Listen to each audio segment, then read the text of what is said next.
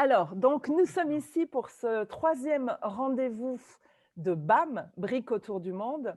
Et aujourd'hui, nous allons parler de Lego Serious Play et méthode agile. Comme vous pouvez le constater, nous ne sommes que trois ce soir parce que Nadia a eu un empêchement de dernière minute et donc voilà, nous sommes trois avec Marc en tant qu'invité. Donc, je vais démarrer en vous invitant à écrire dans le module conversation qui est situé en bas de votre écran. Si vous avez des questions pour nous ou pour Marc, comme ça nous pourrons les voir au fur et à mesure et nous pourrons y répondre à la fin. Je peux avancer? Oui. Donc, ce que nous avons vu pour l'instant, c'est cet accueil. Mathias va vous présenter le concept de BAM. Ensuite, nous ferons une rapide présentation de l'équipe et de l'invité. Et aujourd'hui, comme pour ceux qui sont déjà venus la dernière fois, vous savez que c'est comme ça ça correspond au concept de BAM. On vous présente et on vous illustre concrètement un atelier. Donc la dernière fois, nous vous avons illustré les skills building. Et cette fois-ci, nous allons vous illustrer l'AT1, c'est-à-dire la première technique, qui est le modèle individuel. Ensuite, Marc Van Dijk va vous parler de ses usages concrets de la méthode Lego Serious Play dans le monde agile. Et enfin, une partie questions et réponses. Bien, eh bien, Mathias, c'est ton moment, à toi de nous expliquer qu'est-ce que donc que BAM? Pourquoi? Merci Laetitia. Donc, l'idée de BAM, c'était de divulguer la méthode Lego Serious Play en montrant concrètement ce que c'est et quels sont ses usages. C'est-à-dire, c'est de là d'où l'idée de donner la parole à des facilitateurs, à des facilitatrices du monde entier, selon si les facilitateurs et facilitatrices parlent français, du monde entier est venu pour montrer la diversité, c'est-à-dire la diversité des secteurs. Donc, on peut l'utiliser, par exemple, dans l'université pour les grands groupes, pour des startups aussi, pour du coaching, un secteur public, industrie, etc., etc. Pour montrer aussi la diversité dans les usages, donc en résolution des problèmes, en création des projets, disons en recrutement, en service client, en innovation et en stratégie. Et aussi de montrer des liens avec d'autres techniques, par exemple du design thinking, des différents canvas, du coaching, la médiation, des focus groups, etc., etc., etc. Et comment est-ce qu'on fait ça? Donc, on invite chaque 6 semaines un expert d'un secteur, d'une technique ou d'un type d'application francophone pour échanger sur ces pratiques et pouvoir, et vous, les participants, vous pouvez lui poser des questions en live, en direct. Bien. Alors, bienvenue aux personnes qui viennent de nous rejoindre ou qui ont eu des problèmes de connexion et qui se sont reconnectées. Je vous invite peut-être à mettre dans votre… pour bien voir la diapositive et puis voir la personne qui parle, à mettre peut-être affichage, ce qu'on appelle affichage intervenant. Voilà, c'était quelque chose que j'ai oublié de dire tout à l'heure et donc que je rajoute. Eh bien, je garde la parole puisque c'est le moment de nous présenter. Et donc, très rapidement, je m'appelle Laetitia Ramberti. L'Atelier des compétences, c'est le nom de ma société. J'ai deux casquettes. Je suis formatrice et facilitatrice pour accompagner les équipes à mieux travailler ensemble. Donc, j'utilise la méthodologie Lego Serious Play dans des différents contextes et vraiment avec cette idée de renforcer la cohésion des équipes et leur permettre de mieux communiquer pour mieux travailler ensemble. Et je suis moitié italienne et moitié française. Donc aujourd'hui, on est un trio très international finalement. Et Mathias, toi?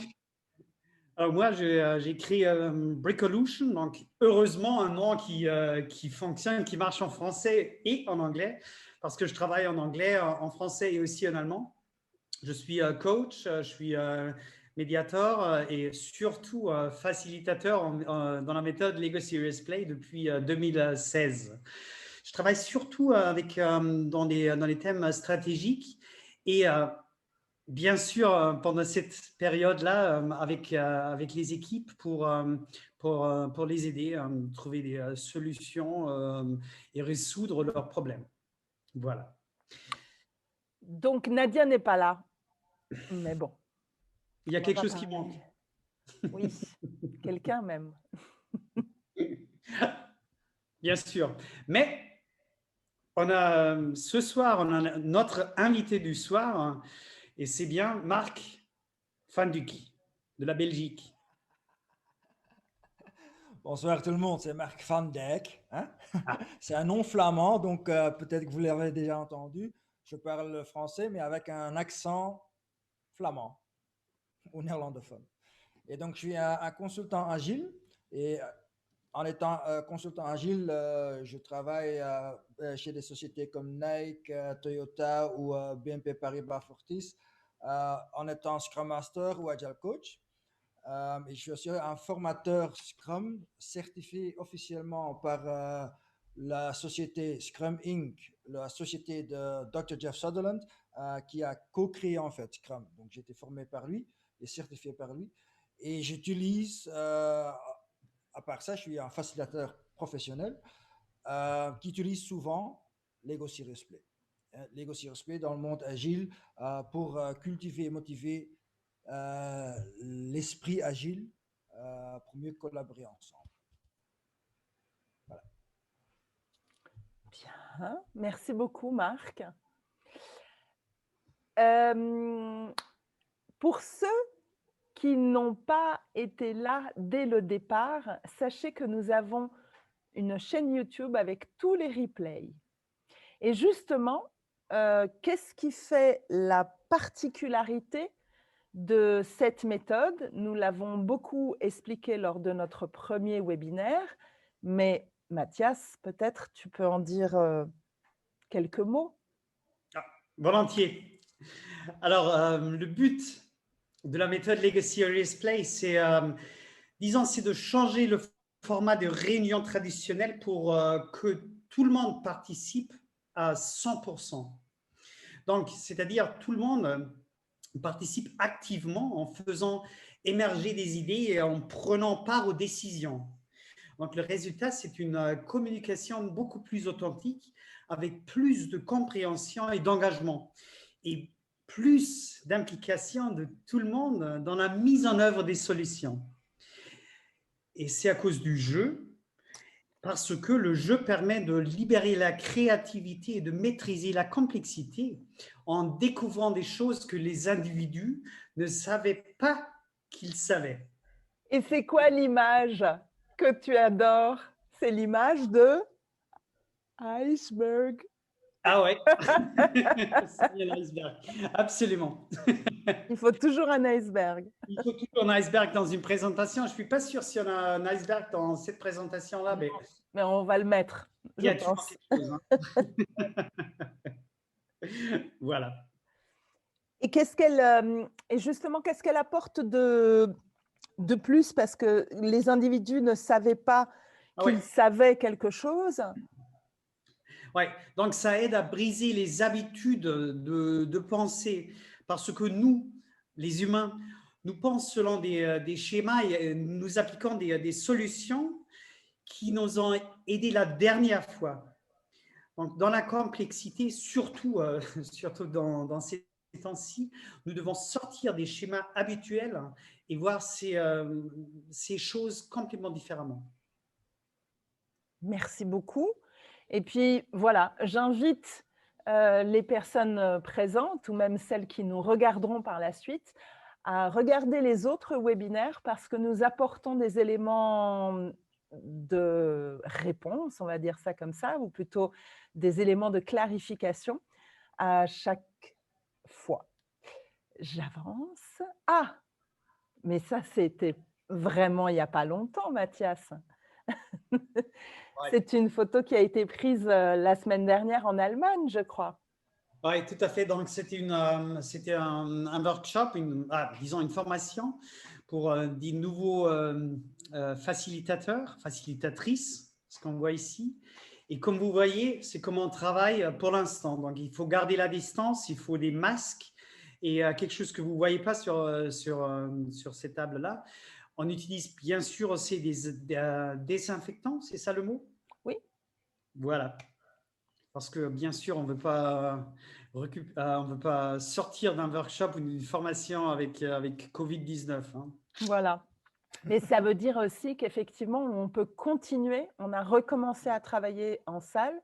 Parmi les participants, là, je sais qu'il y a aussi des facilitateurs à la méthode. Si nous avons un petit temps d'échange à la fin, ils pourront aussi, lors de notre partie questions-réponses, peut-être apporter eux aussi leur contribution. Voilà. Et un atelier, là, je vais juste très rapidement reparler de ce qu'on a dit plus précisément et plus concrètement la dernière fois, la première partie de l'atelier. C'est-à-dire, tout commence avec ce qu'on appelle les skills building. Alors là, on a décidé de garder 2 diapositives. Une diapositive, effectivement, ce n'était pas en Allemagne, c'était au Portugal, avec des personnes qui travaillent, encore une fois, avec un masque. Et puis la deuxième diapositive qui vous montre en fait les 52 pièces qui constituent le premier petit kit qui nous permet de mettre en route un atelier. Et les skills building, c'est finalement ça dure entre 45 minutes et 60 minutes. Et c'est vraiment la première partie de l'atelier qui permet de s'approprier les compétences techniques de construction. C'est-à-dire, ça permet aux facilitateurs de vérifier que tout le monde est en capacité de construire. Ça permet aussi de s'approprier le langage métaphorique, parce qu'il n'est pas, on ne construit pas des modèles sur commande, mais finalement, ces modèles nous permettent de raconter des histoires en utilisant un langage métaphorique. Et puis, effectivement, ça permet à tout le monde d'être à l'aise avec ces 3 grandes compétences, compétences de construction, compétences de langage métaphorique et compétences de récit d'histoire, pour commencer l'atelier qui, lui, sera un atelier plus professionnel, visant, et là je regarde Marc et je fais un gros clin d'œil, à résoudre des problèmes. Voilà. Ah, Si vous voulez en savoir plus, on vous invite à voir notre deuxième webinaire qui a eu lieu en novembre dernier. Qu'est-ce qu'on emporte des skills building? On emporte déjà le fait que tout le monde participe à 100%, qu'on s'approprie les compétences de construction technique, qu'on s'autorise à laisser penser les mains, c'est-à-dire qu'on arrête un petit peu le cerveau et qu'on laisse faire les mains, qu'on s'exprime par métaphore, qu'on peut donner son opinion sur un sujet sans avoir peur d'être jugé, et surtout qu'on écoute avec une vraie écoute attentive et active les autres, et bienveillante, je peux rajouter le mot bienveillante, et qu'on commence à réfléchir et à construire une réflexion en 3D. Ça, ce sont les takeaways. Je sais, on est en francophonie, on ne devrait pas, et c'est pour ça qu'on a mis à emporter. Après le skills building, arrive le temps et le moment de modèle individuel. AT1, c'est quelque chose que l'on met systématiquement. AT, ça veut dire ce sont les techniques applicatives, application techniques. Nous en avons 7. Donc, on a encore 6 webinaires où on pourra vous parler. À chaque fois, on vous parlera au moins 6 webinaires. On vous parlera à chaque fois d'une des techniques. Et aujourd'hui, c'est le moment de la technique numéro 1, le modèle individuel. Mathias. Très bien. Donc, est-ce que vous avez, Laetitia, Marc, est-ce que vous avez par hasard préparé vos briques? Breaks out. Alors, faisons quelque chose, un petit AT1. Alors, AT1, ça veut dire ce sont des constructions, c'est l'étape de construction des modèles individuels. Et, dans cette étape, on rentre dans le vif du sujet de l'atelier. Alors, c'est là C'est d'ailleurs à partir de cette étape que nous allons utiliser des kits LSP qui sont, disons, plus riches en nombre et plus riches en variété de pièces. Et dans cette étape-là, chacun, et ça sera vous deux, chacun est invité à construire avec les briques Lego sa réponse à un challenge donné. Alors, ces constructions individuelles, hein, ce sont les fondements de toute autre étape de l'atelier ou d'application d'une autre technique. Et c'est bien cette étape-là qui fait la particularité de la méthode. Ça veut dire l'individuel n'est pas noyé dans le collectif et ses réponses restent visibles et accessibles à tout moment. Et il y a 4 étapes dans cette technique qui correspondent au processus cœur de la méthode. Et c'est bien ça ce que nous allons vous illustrer maintenant. Alors, la première étape, ça veut dire le facilitateur ou la facilitatrice. Merci. La facilitateur pose une question sous forme de défi. Et, par exemple, alors, Laetitia, Marc, votre challenge est de construire une caractéristique de l'invité infernal à ne pas avoir dans un webinaire, celui de BAM par exemple. Et s'il vous plaît, exagérez, parce que c'est une personne qui, bien sûr, n'existe pas, et sans utiliser, si vous voulez, des caractéristiques presque en caricature. Alors, de l'invité infernal à ne pas avoir dans un webinaire, et vous avez 2 minutes.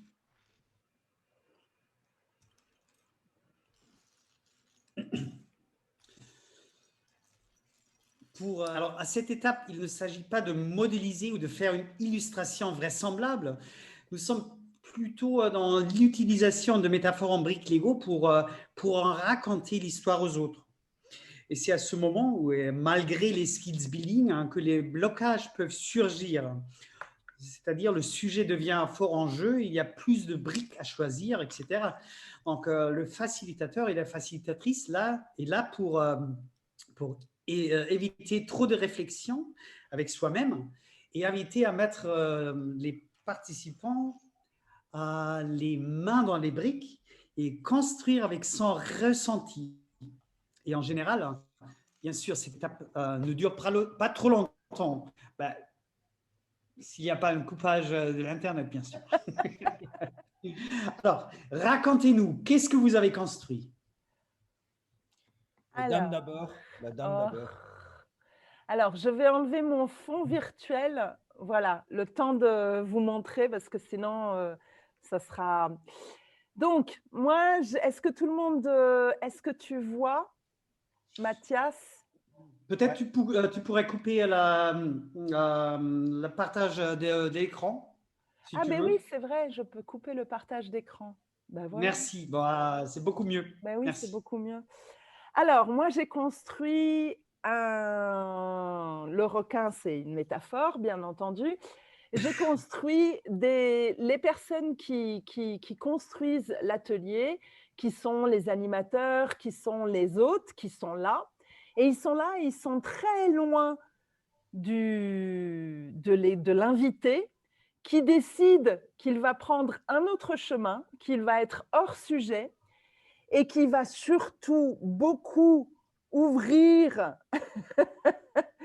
sa bouche, qui va vraiment prendre toute la place au risque de manger les autres. Voilà, donc c'est un requin qui peut se retourner contre les hosts, contre les organisateurs finalement.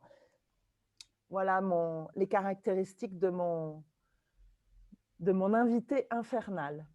Merci. La couronne, est-ce qu'il y a une signification derrière? Oui, c'est parce qu'il prend le melon. Il prend la grosse tête, c'est-à-dire il se sent un peu le roi du monde, c'est lui qui décide et voilà, donc il a la grosse tête. C'est pour ça que je lui ai mis une couronne. Merci. Et, la brique noire en bas? Parce que j'avais un truc orange mais qui était trop grand et c'est tout. Non, non, il n'y a pas de signification particulière. Merci. Marc, qu'est-ce que tu as Alors, construit? Montre-nous. voilà, moi j'ai construit en fait le premier plan des organisateurs, hein, donc c'est comme ça. Et après quelques discussions ou conversations avec,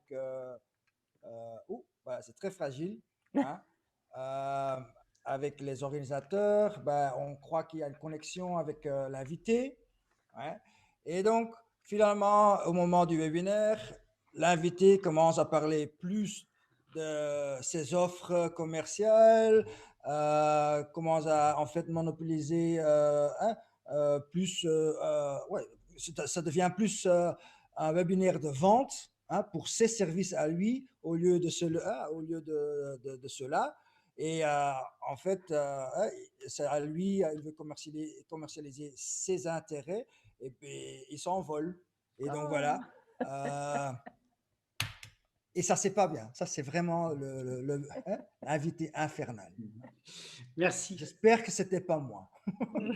on ne sait pas. J'ai encore une question sur le modèle. Donc, le fait que la connexion est fragile, Oui. est-ce qu'il y a une signification derrière? Bah, c'est-à-dire, si on a des invités qu'on ne connaît pas encore, si on cherche des influenceurs, hein, etc., bah, il faut quand même euh, bien vérifier si on peut vraiment faire confiance à cette collaboration ensemble. Donc, c'est quand même, comment dire, c'est fragile et c'est sensible, hein. Ok. Merci bien. Laetitia, tu as encore une question sur le modèle? Non, je n'ai pas de questions sur le modèle parce que j'ai compris, je pense, l'essentiel. J'ai bien aimé qu'il s'envole, mais bon. Merci Marc. Donc, qu'est-ce que vous avez vu maintenant? En effet, il y avait deux étapes. Donc, d'abord, il y avait le partage de l'histoire des modèles. Et cette étape, c'est l'étape d'écoute active pour tous et de questionnement stratégique pour le facilitateur, pour la facilitatrice. Ça dépend du cas, bien sûr. C'est là où cette personne doit pousser à raconter sans brusquer, bien sûr, hein, disons dans une totale neutralité, où il n'y a pas de tolérance non plus vis-à-vis des éventuelles interprétations ou suggestions des autres. Et chacun qui partage a le temps de parole et 100 ans, disons 100 ans de parole. Et la facilitatrice, le facilitateur est là pour questionner le modèle. Jamais la personne, toujours le modèle. Et c'est le lien avec ce qui est raconté. Donc, c'est ceux qui assurent le 100% de communication ainsi qu'une prise de parole plus facile et une vraie communication. Et après, vous avez vu, il y a l'étape de réflexion. Donc, une fois l'histoire est terminée, les autres peuvent éventuellement, s'ils veulent, poser des questions de clarification du modèle et de l'histoire. Et c'est ensuite le temps d'apprentissage collectif.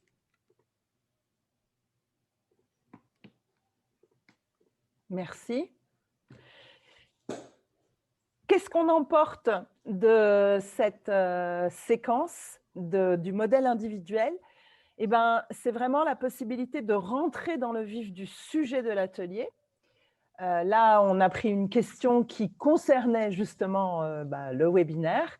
Ça permet et ça continue de permettre à tout le monde de participer, de communiquer à 100%, de s'autoriser à laisser penser les mains et à construire de la réflexion en 3D, de développer, comme l'a dit tout à fait Mathias, cette écoute active et bienveillante, de se concentrer sur le modèle et pas sur la personne, et d'exprimer des connaissances personnelles sur le sujet, tout en enrichissant progressivement sa perception par et avec les interactions avec les autres.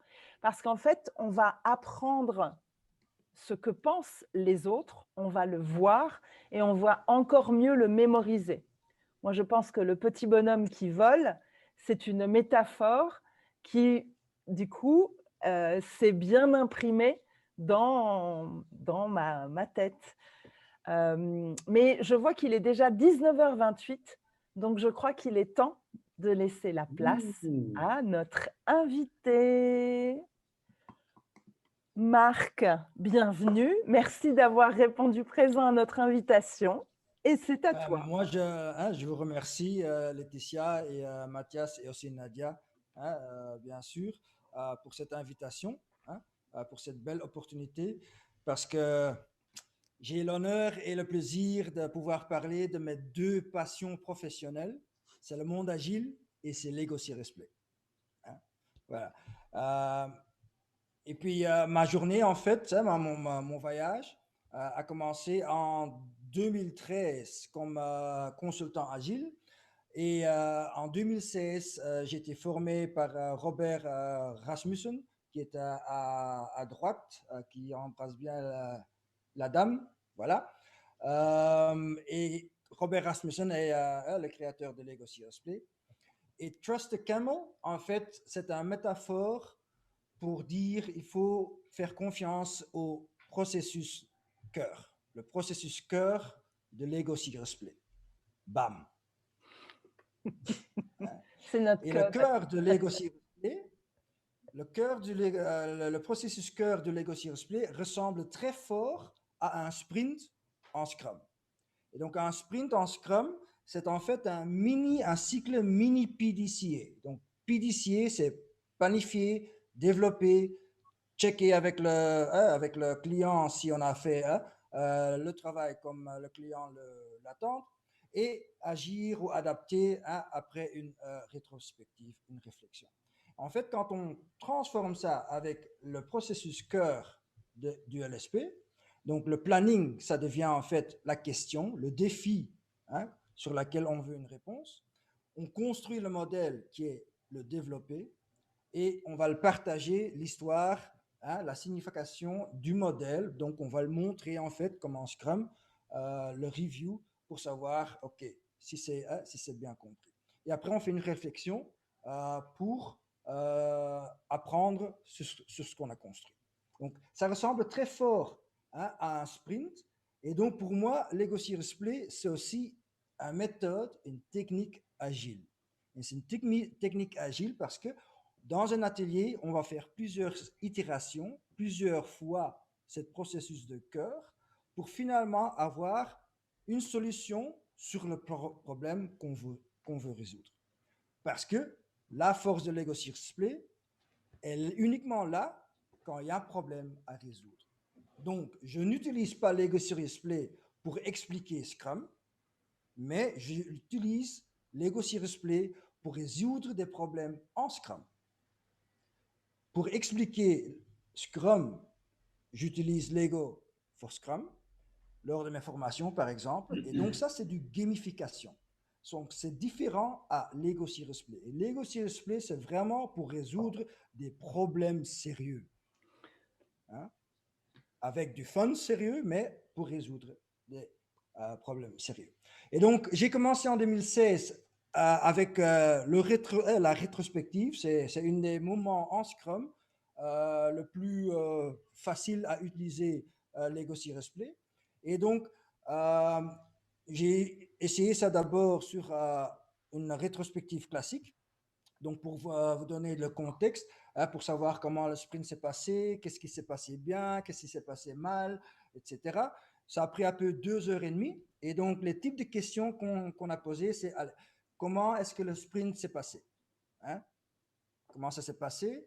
Et puis après, sur les choses qui ne se sont pas bien passées, qu'est-ce que tu aurais pu faire toi-même pour qu'on ait une solution ou qu'on peut éviter ce problème. Et donc, en fait, ils modifient leur modèle individuel et après, ils construisent un modèle partagé qui représente en fait leur sprint de préférence. Et le résultat de ce type de rétrospective, c'est qu'en fait, le modèle partagé est devenu leur sprint de référence, leur sprint idéal. Et à chaque fois qu'on faisait une rétrospective, on reprenait en fait le modèle pour voir est-ce que on a finalement quand même atteint ce sprint de référence ou ce sprint idéal. Et donc, si ce n'était pas le cas, ben, à ce moment-là, on savait bien quelles actions on devait prendre pour améliorer dans les sprints prochains. Voilà, bam. Un autre exemple d'une rétrospective, c'est qu'on utilise de nouveau l'AT1, le modèle individuel. Ceci était une rétrospective qui prenait à peu près 1 heure et demie. Aussi, rétrospective classique, qu'est-ce qui s'est bien passé, qu'est-ce qui s'est pas si bien passé. Et dans ce cas-ci, on a construit en fait un paysage. Un paysage, et sur la photo gauche, on voit par exemple qu'on a mis les éléments, les modèles individuels dans ce paysage pour savoir qu'est-ce qu'on veut garder, les choses qui se sont bien passées, qu'est-ce qu'on veut garder, les choses qui se sont pas bien passées, qu'est-ce qu'on veut arrêter de faire ça ou améliorer, et y a-t-il des choses qu'on peut démarrer à faire pour améliorer le travail ensemble. Et donc, dans cette photo-là, une des choses qu'il voulait garder, c'est la collaboration internationale, parce qu'on travaille avec la France et avec le Portugal. Donc, il voulait bien garder la bonne collaboration internationale. Il voulait finir, en fait, de prendre trop de travail dans le sprint. Ça, il voulait arrêter ça. Et il voulait commencer à finir le travail. Et donc, ça, c'est très bien visualisé avec Lego Serious Play. Avec les briques Lego, on voit par exemple le travail qui n'est pas fait, qui n'est pas terminé, ben c'est juste une pile de briques. Voilà. Et ça reste vraiment comme image, on n'arrive pas à terminer notre travail. La photo à gauche, et je m'excuse que je ne donne pas souvent des photos avec des gens, parce que je préfère bien sûr montrer les émotions des gens et avec les briques, mais comme ce sont quand même des ateliers que j'ai fait chez des clients, c'est un peu sensible. Donc, je m'excuse pour ça. Donc, vous aurez plus de photos des modèles mêmes. Mais une des bonnes signes d'un atelier Lego CSP, c'est que au début, c'est très fun, c'est très, très amusant, c'est bruyant. Et puis à la fin, quand ça devient sérieux, ben, ça devient silencieux. Et les gens sont vraiment concentrés à réfléchir et construire sur les questions sérieuses. Donc la photo droite, c'est en fait aussi une rétrospective pour la société qui voulait savoir, qui voulait en fait engager des nouveaux recrues et voulait savoir qu'est-ce qui vous motive de travailler pour notre société, et quelles sont vos contributions à la société. Et donc, finalement, ils ont fait aussi un modèle partagé qu'on expliquera, je crois, dans les prochains webinaires. C'est un AT2. Et donc, c'est un modèle partagé avec le principe, sur le principe de la brique rouge. Mais ça, probablement, on expliquera plus tard ou dans les prochains webinaires. Ceci, c'est Lego Serious Play, une session Lego Serious Play quand on a créé une nouvelle équipe.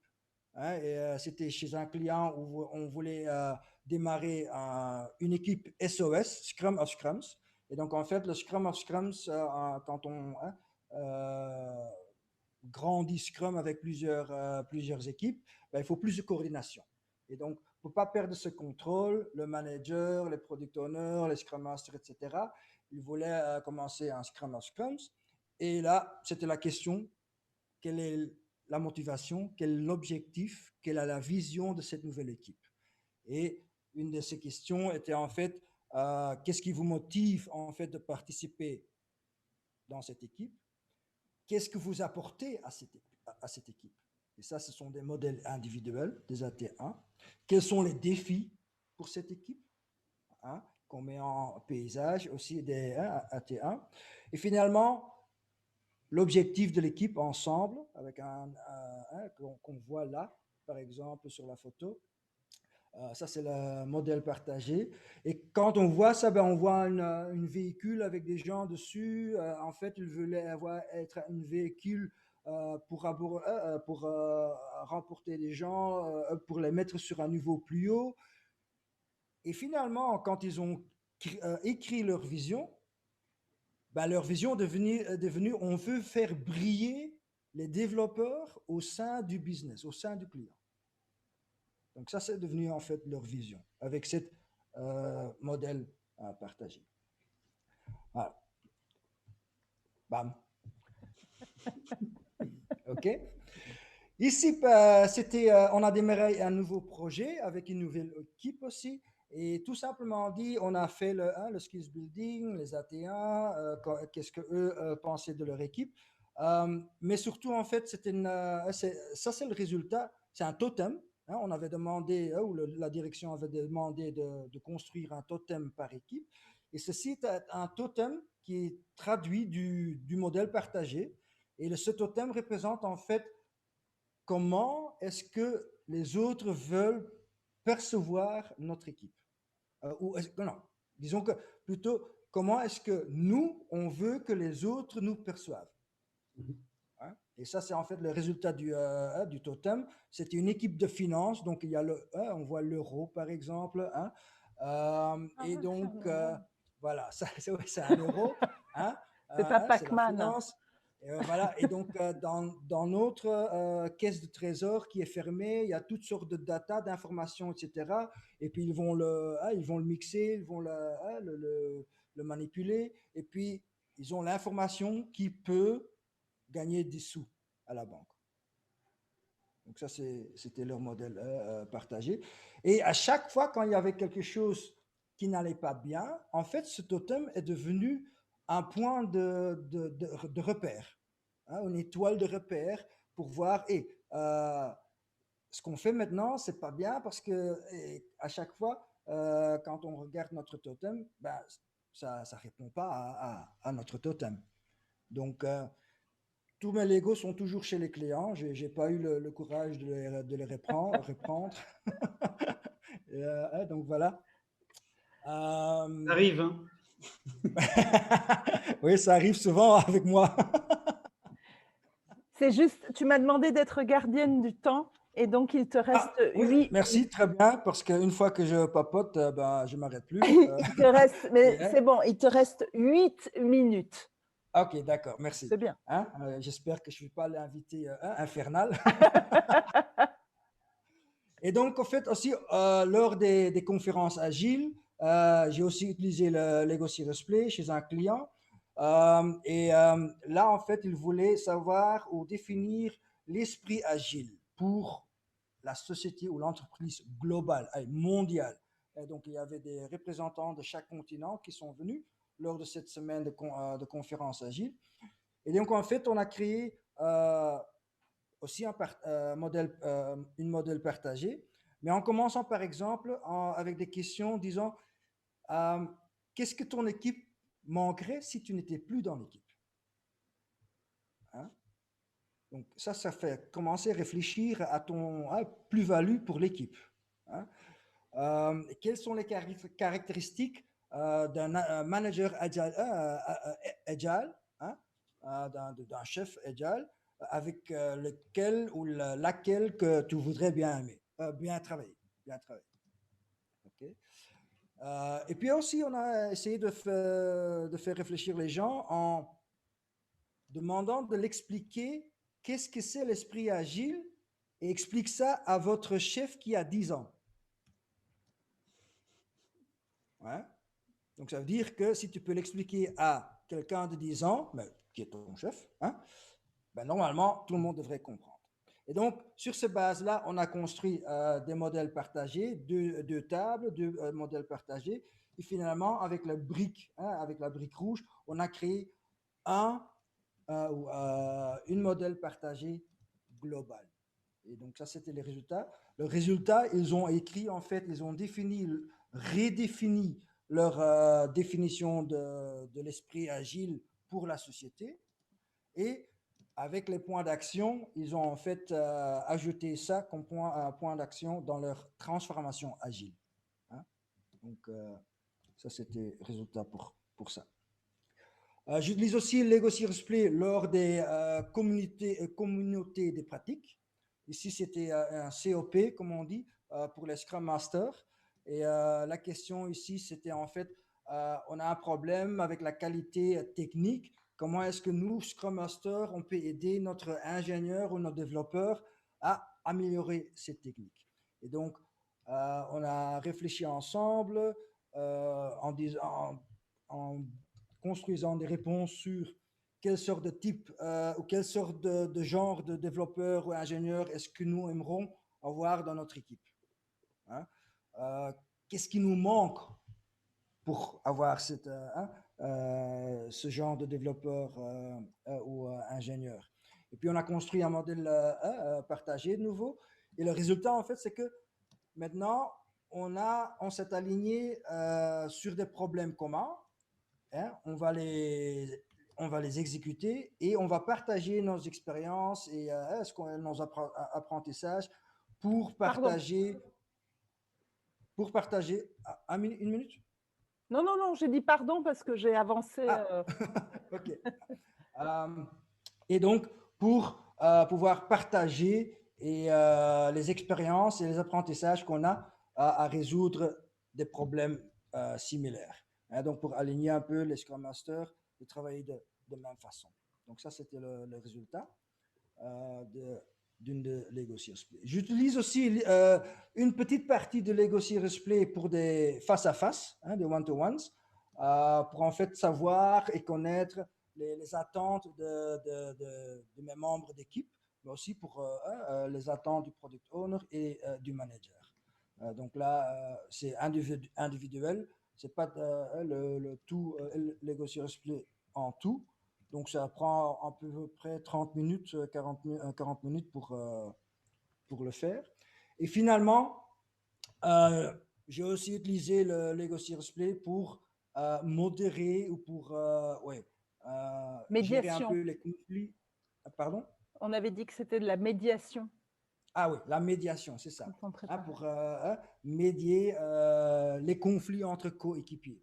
Donc ici, il y avait deux personnes dans cette équipe qui pensaient être le chef d'équipe. Voilà.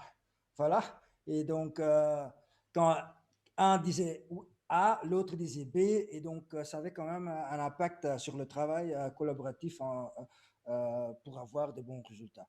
Et donc, au début, ils ne voulaient pas résoudre ce problème en équipe. Donc, on l'a fait d'abord avec les deux, avec Lego Serious Play. Et donc là, par exemple, j'ai posé des questions comme qu'est-ce qui vous motive pour travailler pour cette équipe? Quel est le genre de collègue que tu aimerais bien travailler avec? Hein? Et puis après, ils ont construit un modèle partagé. Et là aussi, on a continué en disant quel est le comportement qui peut perturber cette modèle partagé. Hein? Et comment est-ce que on peut éviter ces perturbations. Donc, le résultat de cette session-là, cet atelier-là, c'était en fait qu'ils sont devenus plus ouverts et ils étaient prêts à faire une confrontation avec l'équipe. Et donc, on a fait une deuxième session. Ce n'est pas avec Lego Serious Play, mais on a fait une deuxième session sur laquelle on a tous travaillé ensemble. Et de cette session-là, on a défini en fait des accords de travail pour mieux se comprendre et mieux travailler ensemble. Oh, tu as réussi à passer toutes les diapos, bravo! Il reste 2 minutes pour finir, tu vois, tu es trop fort. J'espère que tout était assez clair, que ce n'était pas trop vite. Mais donc, quand est-ce qu'on peut utiliser Lego Serious Play en Scrum ou dans le monde agile?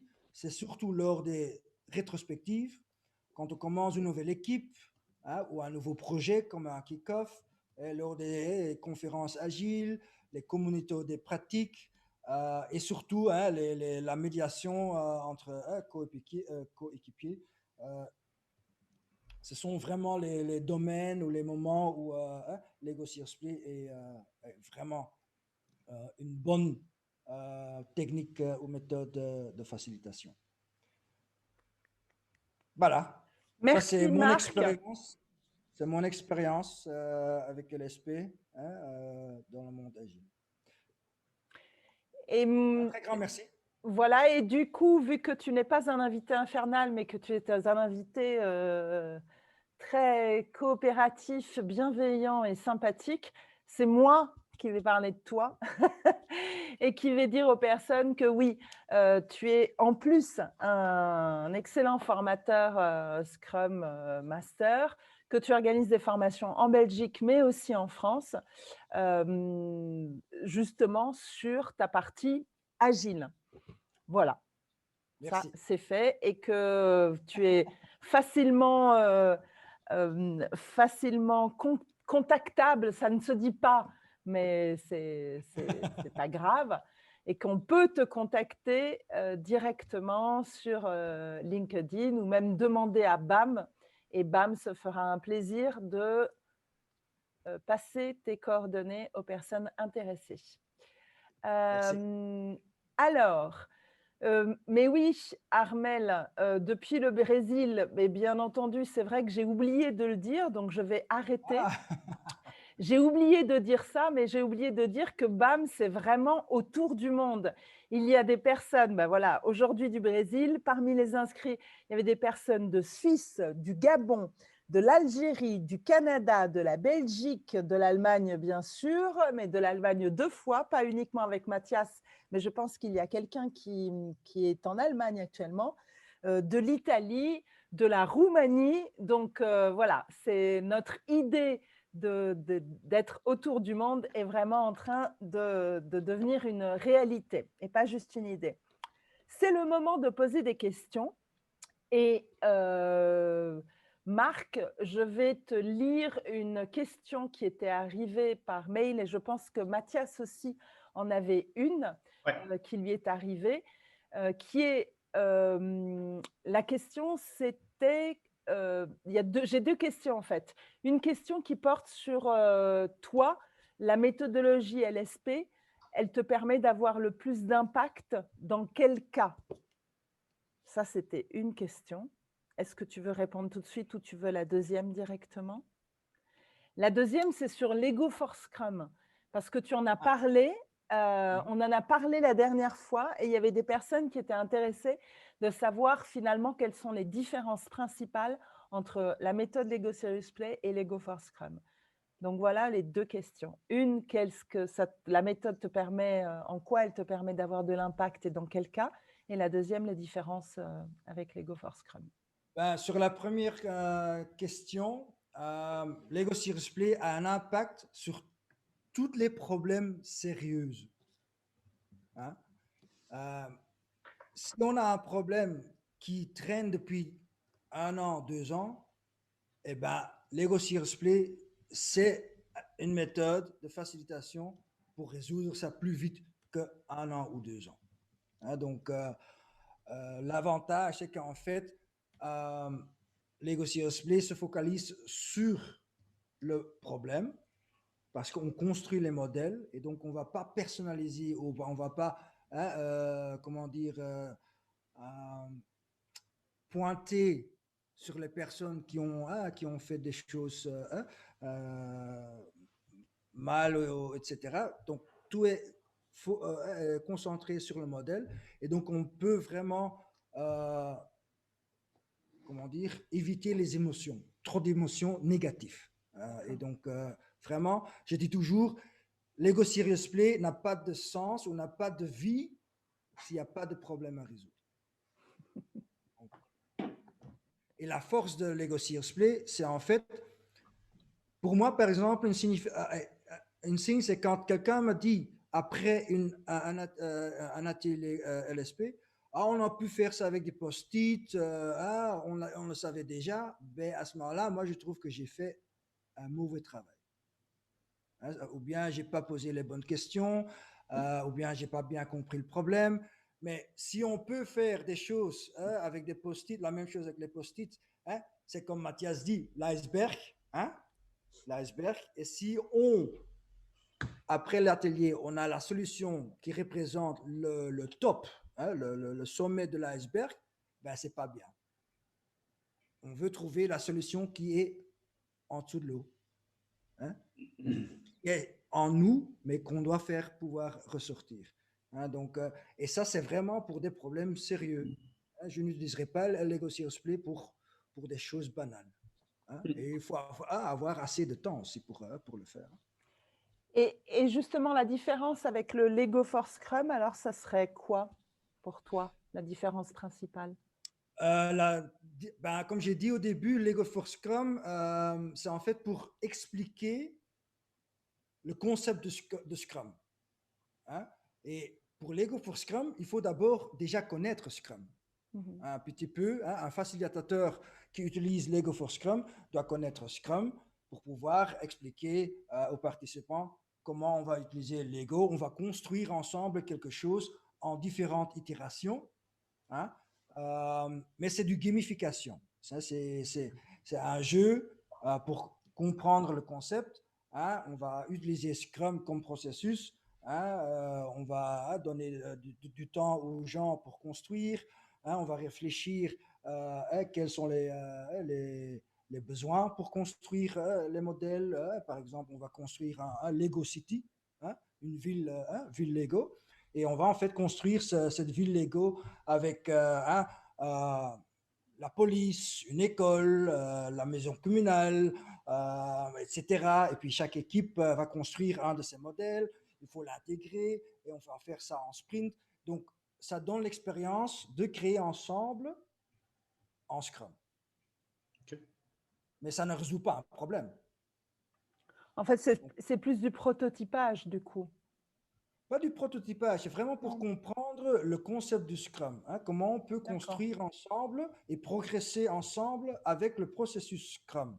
D'accord. Mais justement, lors du Lego Serious Play, lors du Lego for Scrum, on va voir des problèmes de collaboration avec les gens.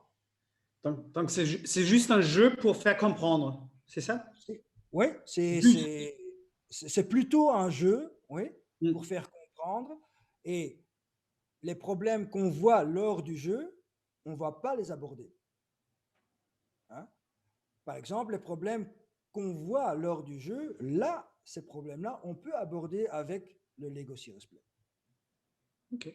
Alors, on s'en va certainement de plus en plus avec des équipes hybrides. Je vois Randria qui a posé une question dans le chat, voire même full remote. Heureusement qu'on est en francophonie, dis donc. Dans ce contexte 2021 avec des équipes Scrum dispersées géographiquement, comment envisagerais-tu d'utiliser LSP pour animer une rétrospective de 2-3 heures? En clair, est-ce que on peut faire de la méthodologie Lego Serious Play à distance? Je ne sais pas si j'interprète la question de Randria, mais bon. Coucou Mathias. Oui, c'est aussi comme ça que j'interprète la question. Et donc, Lego Serious Play à distance est plus difficile, bien sûr. Hein.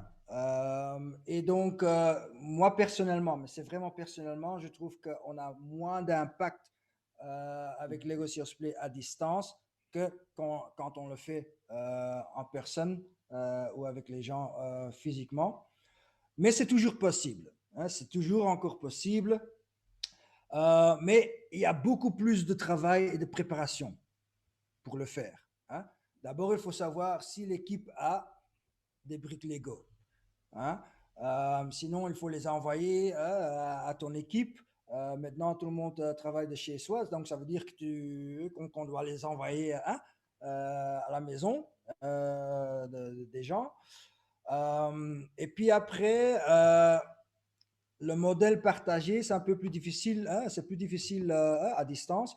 Donc, on peut faire une rétrospective, par exemple, en utilisant des modèles AT1, hein, des modèles individuels, en disant qu'est-ce qu'on peut améliorer, qu'est-ce qu'on veut arrêter, qu'est-ce qu'on veut continuer, etc. Là, on peut le faire. Personnellement, je ne l'ai pas encore fait. Je n'ai pas encore fait le Lego Serious Play comme rétrospective à distance. Je ne l'ai pas encore fait. Tout ce que vous avez vu, c'était ouais, physique en personne. J'ai encore 2 questions. Et alors, mais avant, parce qu'il est 8h moins 1 minute. Donc, ce que je vous propose, je sais, je fais un petit peu, je suis la seule femme, donc je prends le pouvoir. Ce que je vous propose, c'est de lancer. Oh, mais Mathias, tu es encore Frozen. Donc, je vais, moi, du coup, lancer la vidéo de présentation de notre prochain invité, qui est Simona en janvier, qui va vous présenter ce qu'elle va faire. Et ceux qui veulent rester sont les bienvenus pour rester, pour prendre, comme ça, Marc pourra répondre aux 2 dernières questions de Mathias. Bonjour, je m'appelle Simona, je suis italienne et j'habite l'Italie. Depuis toujours, je m'occupe de marketing intelligence dont les études consommateurs, les études de marché font partie. Et j'ai rencontré la méthodologie Lego Serious Play en 2014. J'ai pris ma certification avec Robert Rasmussen et ça a été tout de suite un véritable coup de foudre avec cette méthodologie. Je n'ai tout de suite compris le potentiel pour rendre les études qualitatives, en particulier les focus group et les interviews personnelles, encore plus efficaces. Et c'est vrai que depuis des années, j'utilise le Lego Serious Play dans mes études Cali, surtout si je dois rencontrer des cibles un peu spéciales ou rentrer dans des thématiques qu'on dirait délicates. Et l'efficacité est vraiment surprenante. Eh bien, je serais ravie de pouvoir partager avec vous mon expérience, vous donner des petites astuces et des petits conseils à propos de comment utiliser le Lego Serious Play dans le domaine des études de marché. Et pour ça, je vous donne rendez-vous le 28 janvier à partir de 19h. Et entre-temps, je vous souhaite bon Noël. Merci et à bientôt donc. Alors, tu avais quelques dernières questions. Ouais. Très Donc, bien. si ça coupe pas, hein. Non, si ça coupe pas. Oui, on est d'accord. Si ça coupe Marc, pas. pour les équipes avec lesquelles tu travailles, quand est-ce que tu introduis Lego Serious Play? Première question. Deuxième, est-ce que tu commences toujours avec le skills building? Oui, toujours skills building, toujours. Ok. Et donc, quand je fais une rétrospective avec LSP, ça prend un peu plus de temps que d'habitude. Normalement, on envisage 1h30 de rétrospective. Et donc là, je prends 2 heures, 2h30 pour faire une rétrospective avec Lego Serious Play. Mais toujours du skills building. L'avantage, quand on travaille avec des équipes avec lesquelles j'ai fait plusieurs fois des rétrospectives avec LSP, c'est que deuxième, troisième fois, le skills building devient moins long et moins lourd. On se reconnecte un peu, juste reconnexion, parce qu'ils ont déjà l'habitude de construire avec les briques. Ils sont déjà un peu plus expérimentés avec Lego Serious Play. Donc, dans la deuxième, troisième, quatrième session, ça devient le skills building n'est plus de 45 minutes ou 1 heure, mais le skills building devient à peu près 20 minutes ou 30 minutes maximum, même moins. Donc oui, donc skills building toujours. Et quand est-ce que j'ai introduit Lego Serious Play? C'est une chouette question parce qu'en fait, j'ai introduit ça une fois parce que l'équipe disait les rétrospectives, c'est toujours la même chose. Hein? C'est toujours les post-it, c'est toujours ça, c'est toujours. Je dis, ah bon, voilà, on peut le faire différemment avec des Lego, par exemple. Et ça, c'est l'avantage dans le monde agile. Les développeurs aiment bien Lego. Ah ouais. Ça, donc, voilà. Donc, le threshold, comme on dit, la barrière d'utiliser Lego ou pour le prendre au sérieux est moins grand que n'importe ailleurs. Hein. Donc ça, c'est l'avantage. Le désavantage, c'est que on a tellement utilisé l'ego dans le monde agile qu'il y a aussi des gens qui en ont marre d'utiliser l'ego. Et donc là, j'ai quand même dû convaincre mes coéquipiers et aussi des autres Scrum Masters et des coachs agiles que l'Ego Cirrus Play, ce n'est pas uniquement utiliser des briques et construire ensemble, que c'est vraiment une méthode pour résoudre des problèmes. Et donc là, par exemple, à la banque, j'ai fait d'abord une petite démonstration pour montrer comment ça marche, avant que les gens étaient en fait convaincus, ah ok, ça c'est quelque chose quand même différent hein, que ce qu'on a fait aujourd'hui. Donc, oui, des fois, il y a quand même, on a besoin d'expliquer que ce n'est pas la même chose que utiliser simplement des briques Lego, acheter une boîte de briques Lego et puis commencer. Donc, est-ce que, merci Marc, voilà, parce que je vois qu'il est 20h05, même 06. Est-ce que parmi les participants et participantes qui sont encore avec nous, vous avez des questions? Est-ce que vous voulez les poser directement micro ouvert ou est-ce que vous voulez utiliser l'anonymat de la partie discussion et donc l'écrire? C'est à vous de nous dire. Marc est encore là. Il est, je pense, content de rester quelques minutes. Et s'il n'est pas content, eh ben, il reste quand même. Et nous... Ça, tu vois, j'alterne le côté je suis gentil et pas gentil. La médiation entre coéquipiers a l'air top. Peut-on revoir les étapes, s'il vous plaît? Van, j'ai une question. Van, est-ce que tu es un facilitateur certifié?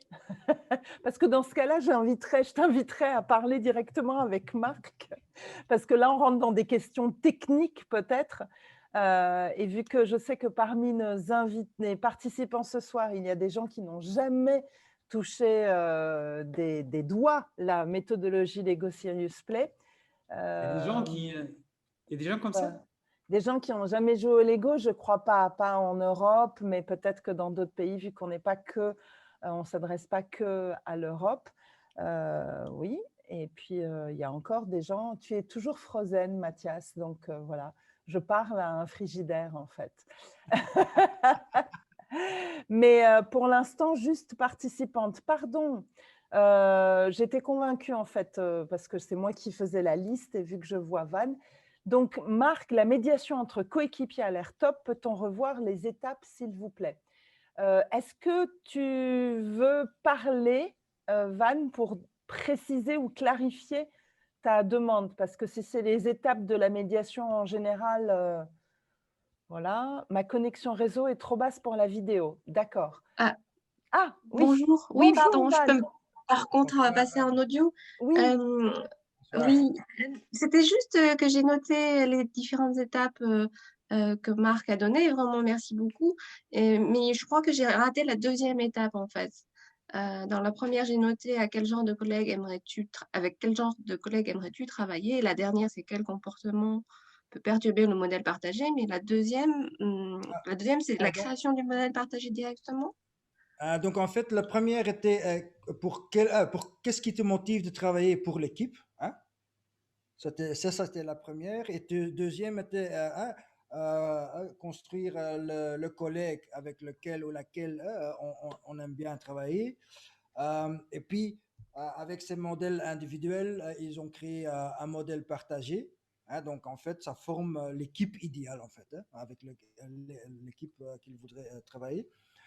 Et après, on a demandé quels sont le comportement qui peut perturber ce modèle partagé, hein, ou ce coéquipier idéal ou cette équipe idéale. Quels sont le comportements qui peuvent perturber ce modèle. Et puis après, qu'est-ce qu'on peut faire pour éviter ces perturbations? Ok, super. Merci beaucoup. J'avais raté effectivement du coup la première étape. C'est Ouais. vraiment une très très chouette exemple d'utilisation de Lego Serious Play. Et qui permet effectivement de sortir du coupable. Et Tout à parce fait. que Non, tu as raison. C'est ça. j'ai appris avec cette session-là, c'était en fait, ce sont deux personnes qui recherchent la même chose, qui veulent la même chose, mais qui s'expriment différemment ou ouais, qui l'exécutent différemment. Et ça, c'est vraiment ouais, fascinant à découvrir que même les gens veulent atteindre la même chose, ils ont le même objectif, ils veulent avoir des collègues avec lesquels ils adorent travailler, où il y a de la confiance, où il y a la transparence, etc. Mais même la façon de le faire ou de l'exécuter ou de le rechercher est différente à la personne. Mm. Et donc, finalement, le résultat, c'est qu'on ne va pas se concentrer sur le quoi, mais sur le comment est-ce qu'on peut hein, euh, réduire le gap. Hein, Le conflit, oui. La euh, différence, se concentrer plutôt sur le dénominateur commun, sur ce qui voilà, nous assemble plutôt que ce qui nous rend différents finalement. ouais, tout à fait. D'accord. Et donc, ça donne plus de points d'action pour y travailler et c'est un peu plus facile pour trouver des accords de travail ensemble. D'accord. Merci beaucoup. Merci à Je vous toi, en Van. prie. Mathias. Oui. Ah, tu n'es pas frigé. Non, cette fois-ci, Friesen. non, mais bon, j'attends que ça revienne. Faisais semblant. Tu as d'autres remarques? Tu as d'autres choses Ouais. à demander? Vas-y. J'ai encore une question. Donc, point de vue de la profondeur des réponses, si tu compares la rétrospective avec LSP et sans LSP, est-ce qu'il y a une différence? Oui, moi je trouve que si on prend bien le temps de faire une rétrospective avec Lego Serious Play, il y a après la session, les gens sont plus connectés avec l'un l'autre. Ok. Parce que les questions vont beaucoup plus loin, beaucoup plus profond que les post-it. Et en plus, il y a le concept du brique rouge que j'utilise avec Lego et sans Lego. Donc c'est un principe que j'utilise toujours. Hein, dans le monde agile, on fait beaucoup du votage, hein, de dot voting. Hein. J'adore du votage. Ouais, Du c'est vote. pas... Non, on dit Ah, du juste vote. vote, mais votage, je trouve ça super. Et donc, on vote souvent hein, sur des solutions hein, qu'on veut faire. Mais quand moi je suis dans une session de vote, par exemple, des fois, je suis vraiment convaincu que le problème que moi j'aborde, il faut y travailler dessus. Mais donc, si ce n'est pas voté par la plupart des gens, ben, il n'y a jamais personne qui va m'aider, qui va essayer d'y travailler dessus.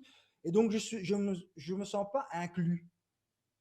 Et avec le concept du brique rouge, pour ceux qui sont familiers avec LSP, ça veut dire que je combine ça avec le vote, mais après je demande est-ce qu'il y a des problèmes ou des sujets sur lesquels qu'on ne veut pas se sacrifier. Hein? Ça veut dire qu'on ne veut pas qu'on laisse ça à côté. Hein? On veut que ça se résout, qu'on quand même essaye de le traiter. Et comme ça, on peut inclure vraiment tout le monde. Est-ce que tu Donc, peux rappeler, enfin, pas pour les facilitateurs le savent, mais pour les autres, justement ce concept, concrètement, comment ça se passe, l'histoire de la brique rouge? ouais. Donc, en fait, si on a un modèle hein, individuel, alors on pose la question, on va utiliser ton modèle hein, pour le modèle partagé.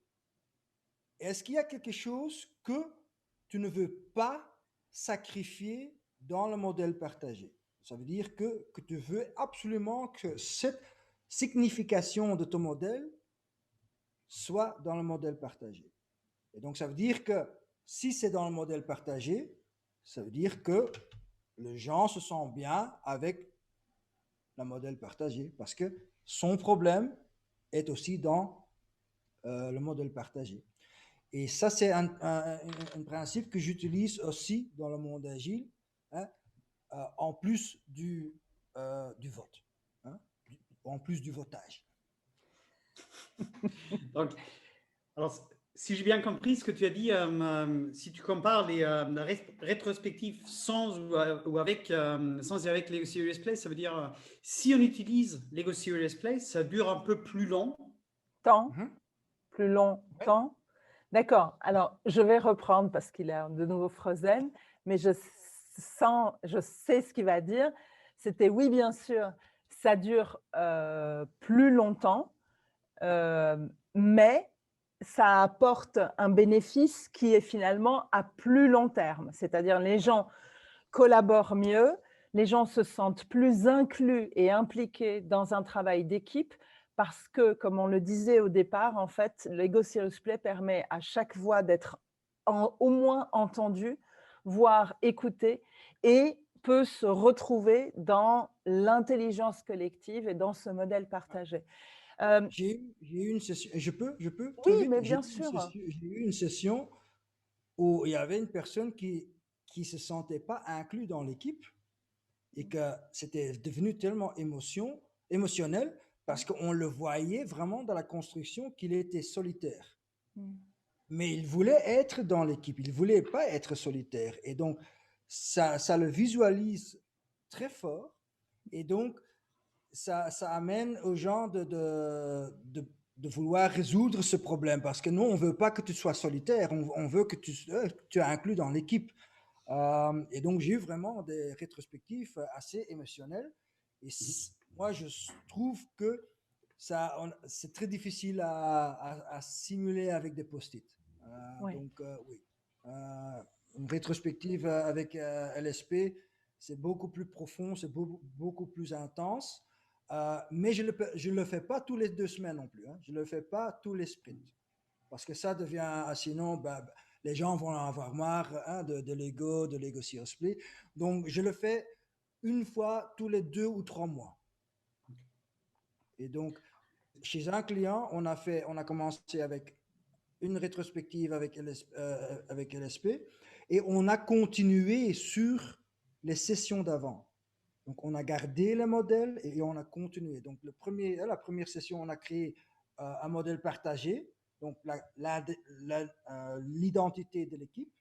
Et puis, le sprint idéal, aussi 2 modèles partagés. Et puis après, dans une rétrospective après, on a en fait construit les dangers, la résistance, les dangers qui peuvent perturber le sprint idéal ou l'équipe.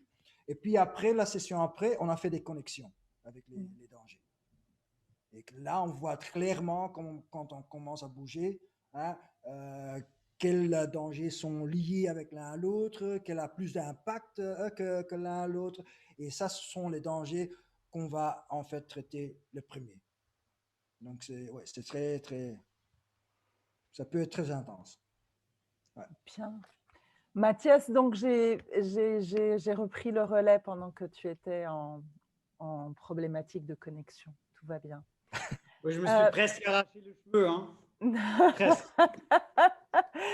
Alors, je vois qu'il est 20h19, que nous avons toujours autant de participants et participantes que je remercie. Voilà, on veut pas vous garder toute la soirée. On espère que vous ayez aussi d'autres choses à faire que de passer du temps avec nous. Mais voilà, Mathias, le problème, c'est que quand tu ne bouges pas, voilà, tu es déjà assez still, assez stable. Voilà, bouge un sourcil pour que je voie que tu es encore là. Alors, s'il vous reste, on va peut-être prendre une dernière question. Et puis, sinon, vu que c'était le dernier BAM de l'année, on BAMise tout le monde. On vous souhaite un BAM Noël, une BAM bonne soirée de Nouvel An. Et nous, on se retrouvera en 2021 avec l'équipe au complet, avec Nadia. Marc est de toute façon, quand il n'est pas invité, il est participant, donc il sera là probablement fin janvier aussi. On comptera sur toi. Hein. Voilà, on compte sur toi, c'est toi qui animera la discussion, la chat de discussion. Et puis pour les autres, eh ben, vous êtes les bienvenus, parlez-en à vos parents, à vos enfants, à vos grands-parents, à vos collègues surtout peut-être. Devenez ambassadeurs de cette initiative qui vise effectivement à, avec convivialité et plein de petits bugs techniques, à diffuser cette belle méthodologie qu'on affectionne tant, à surtout la croiser avec différents secteurs d'activité. Aujourd'hui, c'était avec le monde agile.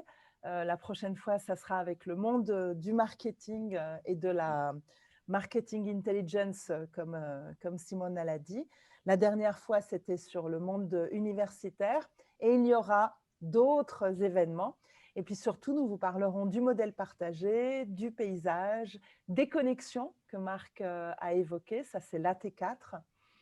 Et puis, voilà, de toutes les 7 techniques. On espère pouvoir le faire.